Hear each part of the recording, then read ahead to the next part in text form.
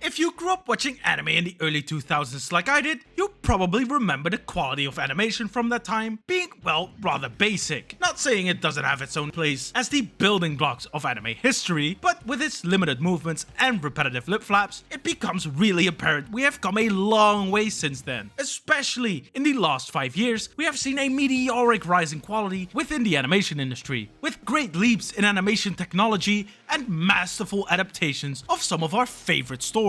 And in my eyes, there are two animation studios that are responsible for raising the level of the entire anime industry, those being none other than MAPPA Studios and UFOTABLE, with both studios producing absolute banger after banger, like Demon Slayer and Fate Stay Night Unlimited Blade Works from the likes of UFOTABLE, and Jujutsu Kaisen, Attack on Titan, Chainsaw Man, Vinland Saga, and many more coming from the mad lads at MAPPA. Now, even though both studios are the reason for this spike in quality, they couldn't be more different. Whereas UFOTABLE is quality over quantity, MAPPA on the other hand is quality over its staff's well-being. The way I like to describe this difference is viewing UFOTABLE as an artisanal bakery, putting extreme love and care into everything they produce, even if it means they only bring things out once in a while. But everyone is still waiting in line for that perfectly baked good every single time. Whereas if we look at MAPPA, it is more like a global industrial factory, managing to produce mouth-watering treats of all shapes and sizes at a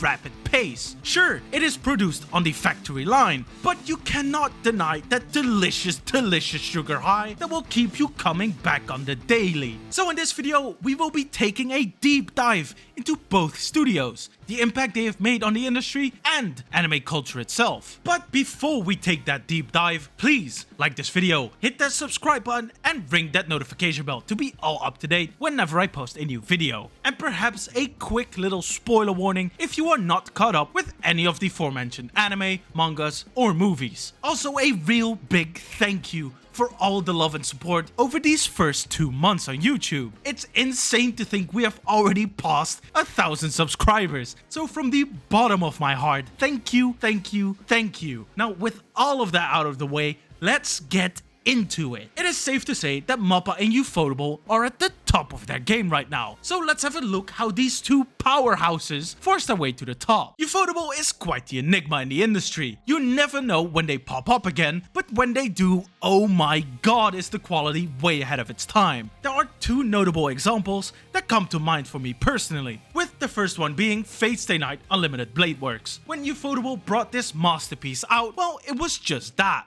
way ahead of its time. The stunning animation on display earned it its nickname Fate Stay Night Unlimited Budget Works, because it just looked that good. But back when it came out in 2014, it was an incredible outlier. Nothing at that time really came close to how gorgeous it looked. And then when the show finished, they vanished out of the public eye, doing anime adaptations of a few video games for a couple of years until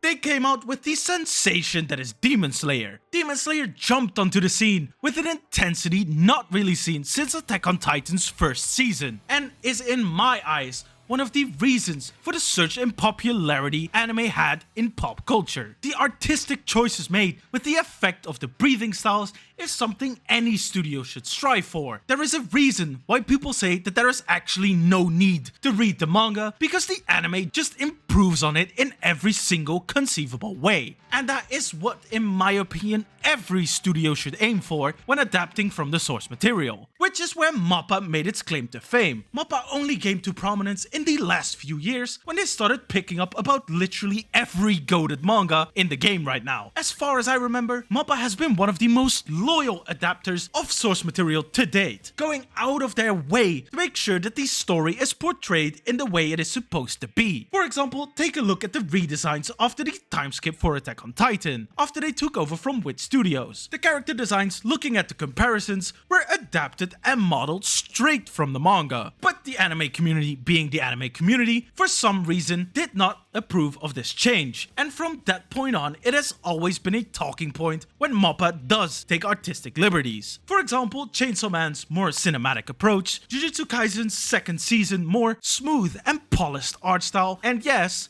the CGI Titans. In my opinion, these changes are brilliant, and even the CGI Titans got way better as the seasons went on. The only reason why the CGI in Season 4 Part 1 looked a little worse was because they were on a 6-month time crunch in the middle of a pandemic. Yet they made it happen and have been on a tear ever since. But what makes the anime they make look this good was the main question I asked myself in preparation for this video. And that's where my good friend Lucas, who is studying animation, came in with some brilliant insight. So get ready, because class will be in session. He explained that one of the aspects that put these studios above the rest is their skilled use of compositing. But what is compositing, you ask? Great question. Compositing is a step in the development pipeline while making an anime. After every frame is drawn and colored in, these frames are sent to the compositor for editing. This is where effects like lighting, shading, and elemental effects get added. Compositing is also used to blend 2D and 3D animation, and it takes a very deep understanding of the aforementioned effects and the editing software to be able to pull that off right. And oh boy, do these studios pull it off right. Let's start off with Ufotable. These legends had already proved themselves with what they did with the Fate series, but when you take a good look at Demon Slayer, they surpassed even themselves. They have mastered the use of CGI in 2D animation by cleverly replacing background characters or the environments with 3D models and animation. This saves a lot of time, which can then be used to increase the quality of the more prominent 2D animation. Demon Slayer is a feast for the eyes. The elemental effects really add insane flair and character to the fights, and this is mostly done with compositing.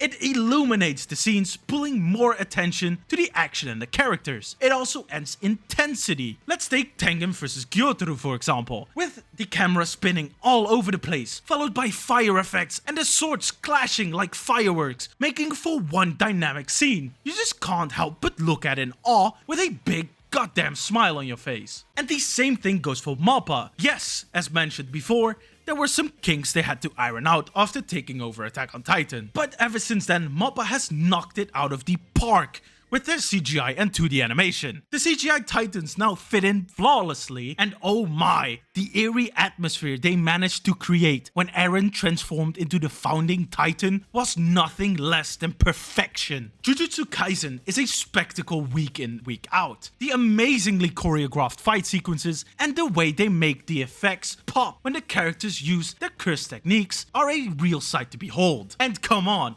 just have a look at Gojo's eyes. Half of the budget is just spent on that. Then with the case of Chainsaw Man, I mean, how can you not enjoy the sheer carnage and chaos they managed to captivate when Denji transforms into the Chainsaw Devil? And these beautifully animated cinematic sequences, it is just really nice to look at. Scenes like these were impossible 10 years ago, because the computers back then would light up in flames trying to render this shit. The planning and tech required to pull this off is beyond impressive, to say the least, and the people working at MAPPA and Ufotable deserve all the praise they get, because good lord are they cooking. They are chefing it up so hard, in fact, that they are the big reason why anime has such a resurgence in pop culture. And we only have to look at the movie adaptations of Demon Slayer and Jujutsu Kaisen to figure out why. Demon Slayer's Mugen Train was the highest grossing movie of 2020. Yes, you heard me right. Not the highest grossing anime movie of 2020, the highest grossing movie, period. Also making it the highest grossing anime film and Japanese film of all time. With only a production budget of 15.7 million, they managed to achieve a global box office total of 507 million, with over 41 million tickets sold, outselling the likes of Hollywood blockbusters like Tenet and Bad Boys for Life by over 100 million. That is unheard of. And to emphasize the point that anime for sure is going mainstream, the Jujutsu Kaisen movie had a global box office of 198 million with 20 million tickets sold. If you had told me 10 years ago that we would be able to watch anime movies in any cinema and that they would be outselling Hollywood blockbusters, I would have called you absolutely insane. But here we are, and oh my, were these movies a spectacle to behold. Rengoku vs Akaza in the cinema was one of the most hype and beautiful things I have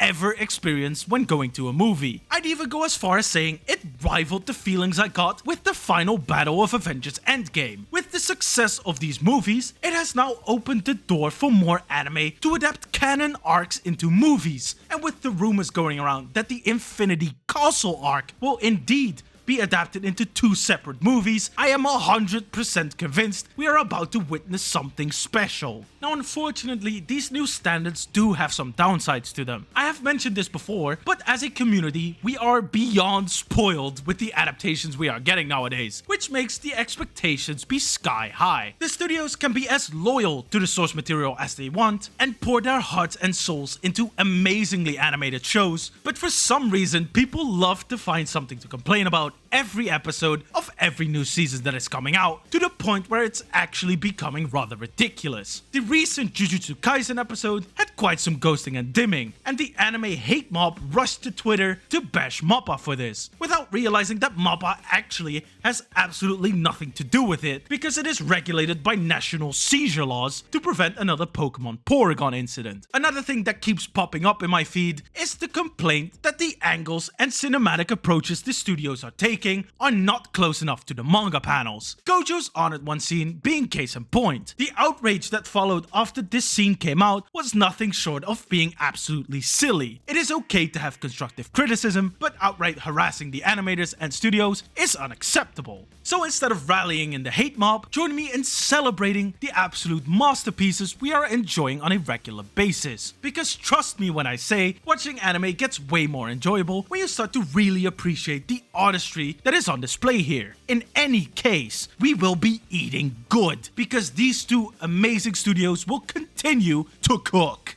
Let me know down in the comments below how much you are loving this new level of quality, or do you think this raising of the bar will result in an inconceivable standard that won't be easily replicated? Thank you for watching, and don't forget to like the video, hit that subscribe button and ring that notification bell to be all up to date as soon as I upload a new video. Also check out my other videos. I recently did a video on Gege Akutami being an absolute menace, and a video on Tokyo Ghoul needing a reboot, so give those a watch as well. And with that being said, I hope you all have a wonderful day, and I'll see you on the next video. Bye bye!